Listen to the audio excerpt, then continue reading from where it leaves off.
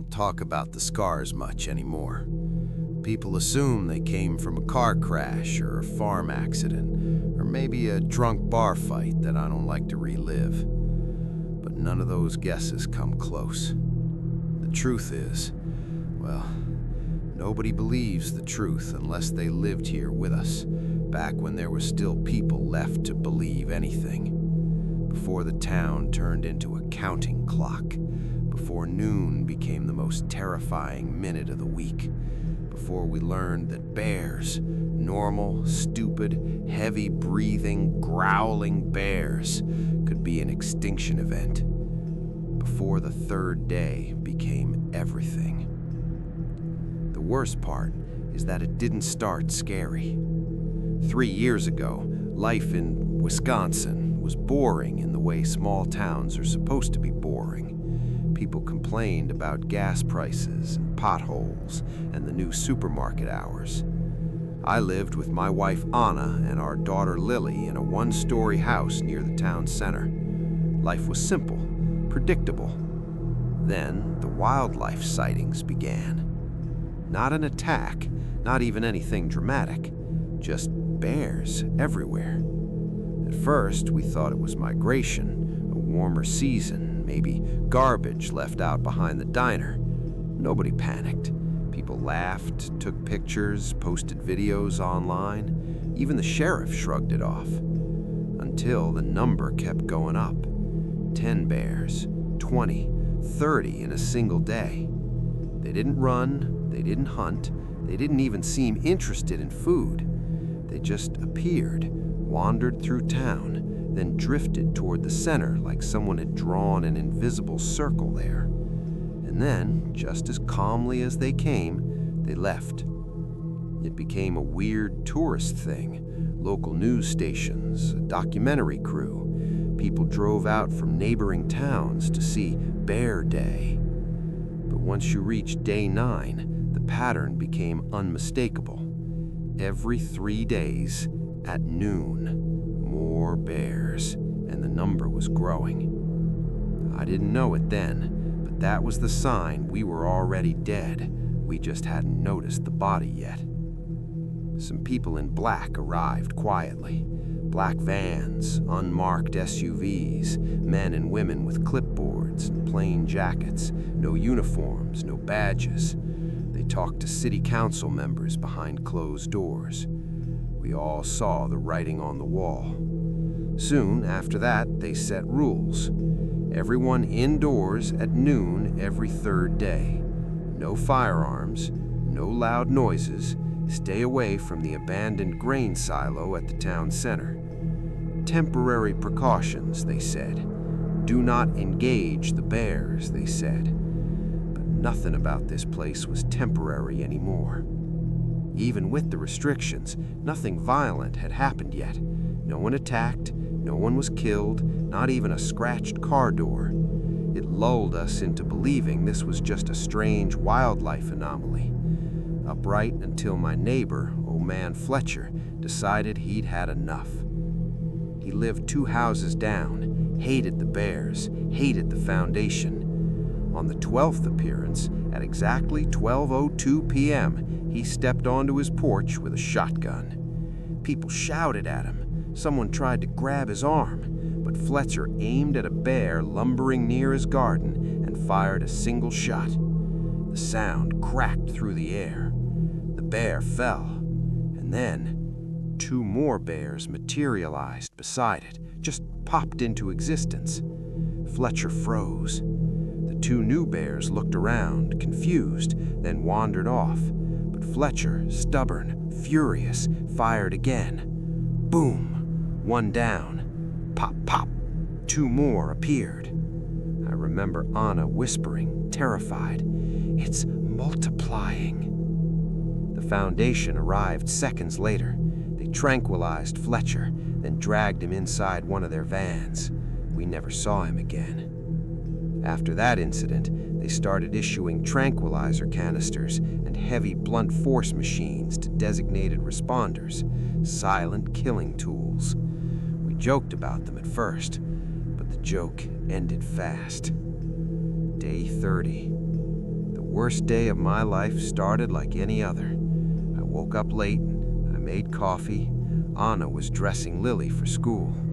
We had forgotten to move the trash bins, something we never forgot on a third day. At 11:50 a.m., I told them I'd take the bins out quickly. Anna said, "Be quick." She smiled. Lily hugged me around the waist. I remember thinking that noon still felt far away.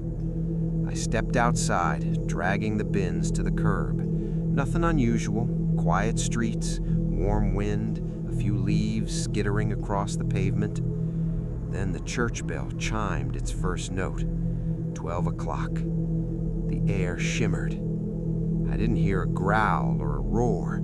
I heard thumps, heavy bodies hitting asphalt and grass in every direction. I turned to go inside. The door was locked. I pounded on it. "Anna, open up!" Nothing. I heard her footsteps on the other side. She was trying, but the lock jammed. Old door, old hinges, bad timing. "Hold on!" she cried, but it was too late. A bear lumbered into view around the corner, then another, then another. Within 10 seconds, there were at least 40 of them, moving like a slow, suffocating tide. I backed up against the door, breathing fast. My hand shook on the handle. Anna finally managed to turn the lock, and that's when the bear hit me. Not a charge, not an attack, just a confused, panicked collision from hundreds of pounds of fur and muscle. The impact threw me sideways through the partially open door. My shoulder smashed against the frame. My face hit the tile. I heard a crack, bone or wood, I still don't know. Anna screamed. Lily cried. I tried to get up, but my vision blurred. Blood filled my mouth.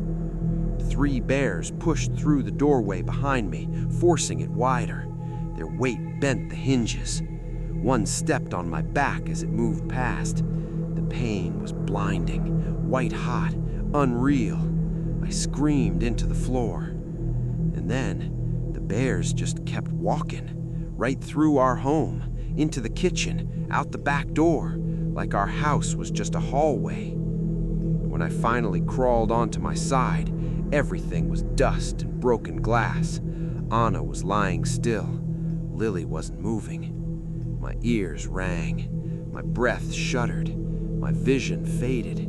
The world spun. That's when a Foundation responder burst in with a motorized blunt force machine, humming like a chainsaw but without teeth. He knelt beside me.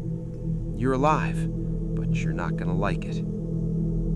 The recovery. I woke up in a containment medical tent with stitches across my face, 2 ribs fractured, and a spiraling scar that still cuts across my shoulder to chest. They told me I had survived an accidental compression event. I told them to go to hell. They told me Anna and Lily hadn't made it. I stayed in that tent for a week. Sometimes I didn't speak. Sometimes I screamed. Sometimes I begged for it all to be undone. But every 3 days, at noon, I heard the distant thumps of bears appearing across town. That sound became my lullaby and my nightmare. They said the phenomenon was escalating. More bears, stronger spatial inconsistencies. The town couldn't support human life anymore. They asked if I wanted relocation. I told them no, because someone needed to remember what happened here. Someone needed to hear it. Someone needed to know that a town can die not in fire or war or plague, but under the weight of something as mundane as a bear, repeated endlessly until everything breaks. The last 3rd day. The final day came months later, though it feels like yesterday. I walked alone through the abandoned streets of Wisconsin. Houses were empty shells, windows shattered, cars rusted in driveways. The air was too quiet. I stopped at what was used to be my home. The doorway was still cracked from the collision, the floor still scarred with deep claw marks, not from aggression, just from impossible weight and numbers. I stood there until the town bell chimed. 12 o'clock. The air shimmered. Thump, thump, thump, thump, thump, thump. Bears appeared everywhere. Hundreds, maybe thousands. A storm of fur and breath and confusion. One walked past me, so close its fur brushed my arm. My scar burned. My heart hammered. I whispered, "You killed my family." But the bear didn't care. It didn't even look at me. It wasn't a monster. It wasn't evil. It wasn't anything but a piece of something bigger, a pattern that didn't care about the people it trampled. As the last bear materialized, foundation teams rushed in with their silent machines. I walked away, finally ready to leave the town behind.